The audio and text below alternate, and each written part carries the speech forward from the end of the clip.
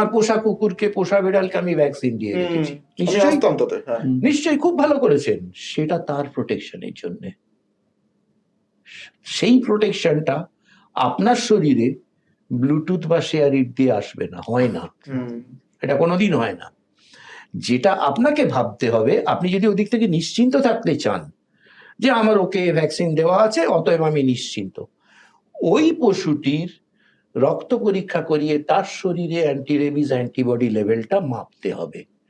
হয় না, আমাদের দেশে এখনো পর্যন্ত সেটা হয়নি।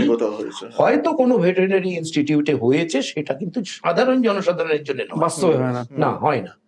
সুতরাং পশুর নিরাপত্তা পশুর জন্যে, প্রাণীর জন্যে, আর মানুষের নিরাপত্তা নিজের জন্য।